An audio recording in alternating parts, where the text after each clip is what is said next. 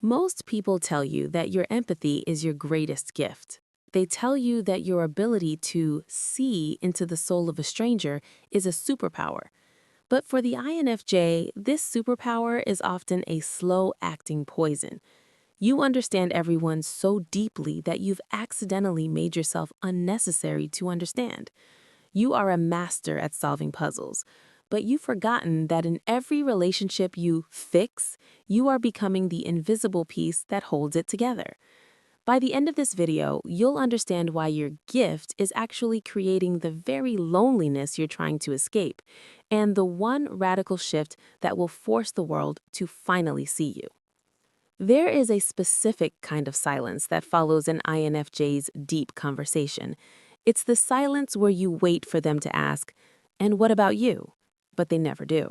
They leave feeling lighter, and you leave feeling like a ghost.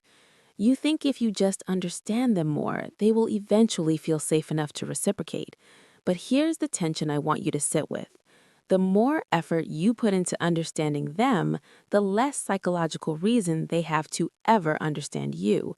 We will resolve how to break this cycle without losing your kindness. But first, we have to look at the shark in your brain. As an INFJ, your NI, intuition, and FE, feeling, work like a predator sensing blood in the water.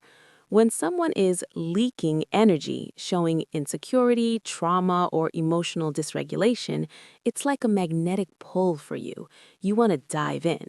You call it helping, but your TI, thinking, calls it a puzzle. But here's the cold truth. If you can read someone perfectly within 10 minutes, it's usually because they are psychologically leaking. They aren't self-regulating. And because you step in to regulate for them, they never have to develop their own emotional muscles. You aren't their savior. You are their crutch. And nobody respects a crutch.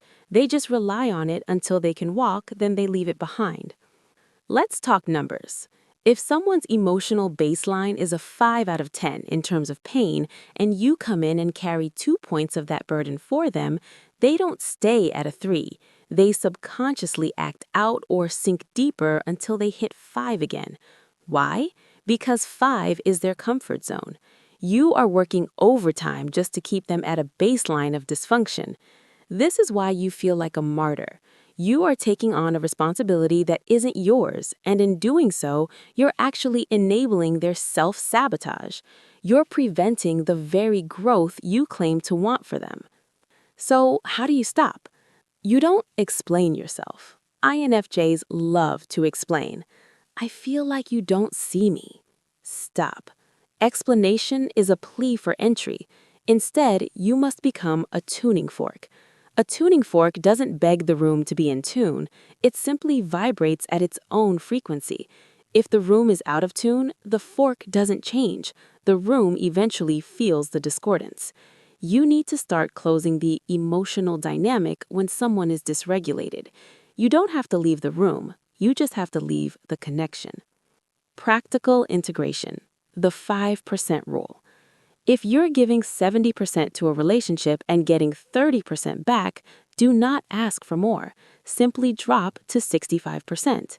If they don't move to 35%, drop to 60%. This isn't a game, it's a calibration. You are making space for them to exist. Real reciprocity, even in mentorship, is about eye-level respect. If you're always the one looking down to lift someone up, you will never have a partner who looks you in the eye. You must be willing to let the silence be heavy. You must be willing to be misunderstood. Remember the tension from the beginning, why they never ask about you? It's because you've made it too easy for them to forget you're a human being with needs. You've become an extension of them. The only way to be seen is to stop being a mirror.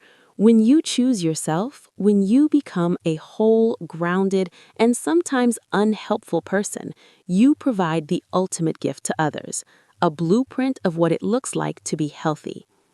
They have to live with their mind. You have to live with yours. Stop trying to decorate their interior world while your own house is on fire.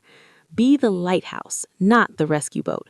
because a lighthouse doesn't run all over the ocean looking for boats to save. It just stands there, shining, and lets the boats find their own way home.